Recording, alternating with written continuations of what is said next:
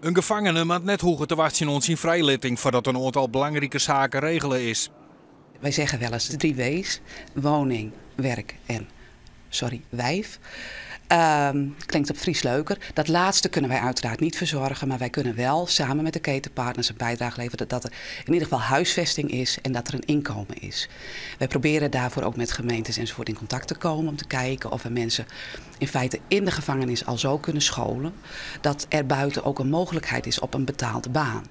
De PI Ljouwert jouwt nou gelegenheid om belutste instanties als wenningcorporaties, gemeentes en zorginstellingen om al in de feestnis te beginnen.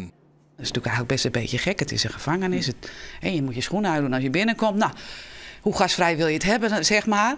Maar waar het om gaat is dat we, zeg maar, een verdere verbetering van die reïntegratie kan komen als je de tijd gebruikt dat mensen in de gevangenis zitten. Landelijk gaat zo'n 70% van de gevangenen op een in de fout. Zo'n 2008 wordt bezocht om dat te verminderen.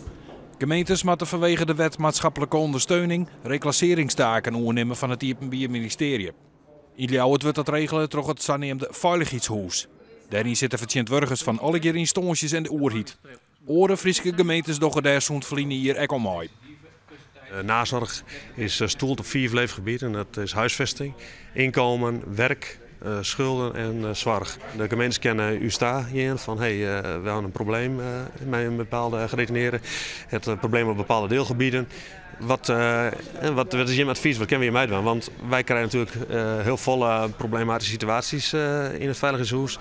Nou ja, dan hoeft een gemeente net weer op naar het wiel te vinden. Want misschien hebben wij een dergelijk probleem al een keer gehad, waardoor een gemeente heel snel geholpen is. In 2008 werden er in Friesland nog 124 draaidoor criminelen, verliezen hier nog 78. Het zit alleen nog wat in de kinderskool.